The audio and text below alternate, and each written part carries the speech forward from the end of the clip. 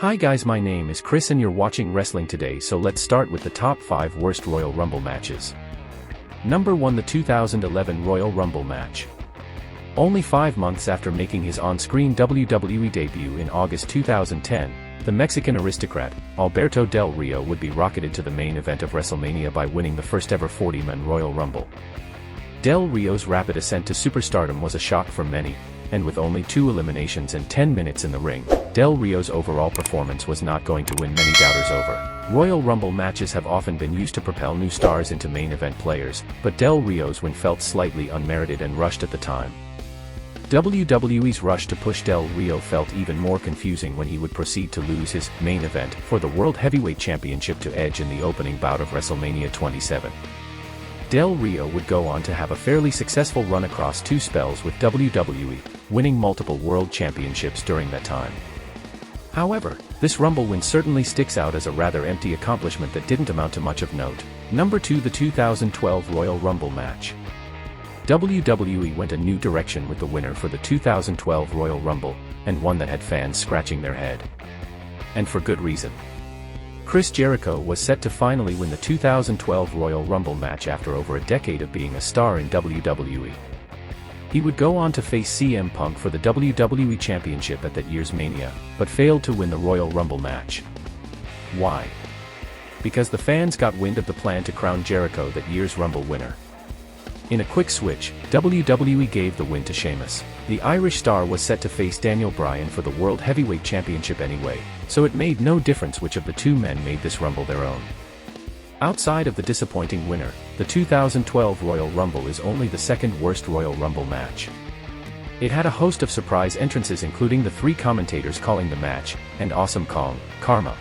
Number 3, the 2014 Royal Rumble match. Despite having a controversial winner, the 2014 Royal Rumble wasn't actually that bad.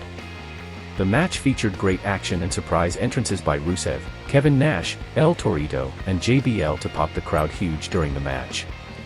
The match only fell apart once the number 30 entrant made their appearance. Fans had been chanting all match for Daniel Bryan, but once Rey Mysterio came out at number 30 they decided to boo everyone else in the match. The only man to get cheered was Roman Reigns as he battled Batista for the chance to win the match. Imagine that, cheering Roman Reigns in the Royal Rumble. Batista won the match and went on to challenge Randy Orton for the WWE World Heavyweight Championship at WrestleMania 30. Luckily, Daniel Bryan fought his way into the match and won the championship, delighting the fan but putting a dampener on Batista's second Royal Rumble victory. Number 4, the 2022 Women's Royal Rumble match. The Women's Royal Rumble was one that showcased WWE's downfall over the last few years, especially in the women's division. Due to budget cuts that definitely needed to happen despite a record year of profits for WWE, the women's division in WWE had a dearth of talent. Due to this, they needed to bring in wrestlers from the past to fill up the match, or else the match would have been a 15-woman match. Former WWE women's wrestlers filled the Rumble. Whilst returning legends are one of the best parts of the event, having too many just highlights the lack of star power on the roster. The former WWE divas that made appearances were Melina, Kelly Kelly, Michelle McCool, Cameron, Mickie James, Alicia Fox, Summer Rae, Sarah Logan, Ronda Rousey, as well as Sonya Deville, who was a backstage talent and no longer a full-time wrestler. Even worse, the returning Ronda Rousey actually won the match, despite not having been seen since WrestleMania 35. It was a damning indictment of the women's roster and was one of the worst Royal Rumbles of all time. Number 5, the 2015 Royal Rumble. The big dogs climb up the WWE ladder began on this fateful night in Philadelphia. A raucous crowd packed the Wells Fargo Arena and made it abundantly clear that they were not on board with Roman's ascendancy as soon as he made his entrance at the number 19.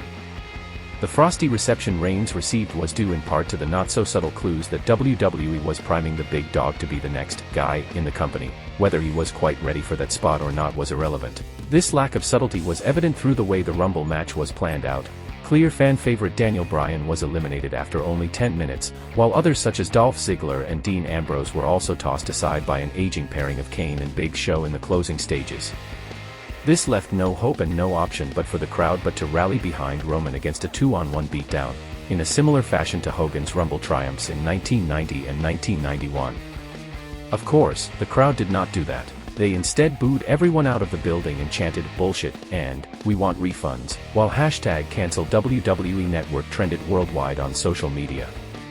Not even a run-in from the People's Champ, The Rock, could turn things around for Reigns. The people had made themselves clear. While the match was a train wreck, it did lead to a classic encounter at WrestleMania between Reigns and WWE Champion Brock Lesnar. Thankfully, the fans were appeased somewhat when Seth Rollins cashed in mid-match and denied Roman his coronation. Nevertheless, that does not take away from just how badly WWE messed up. You would think they would have learned their lesson from the year prior. Thanks guys for watching, and please subscribe.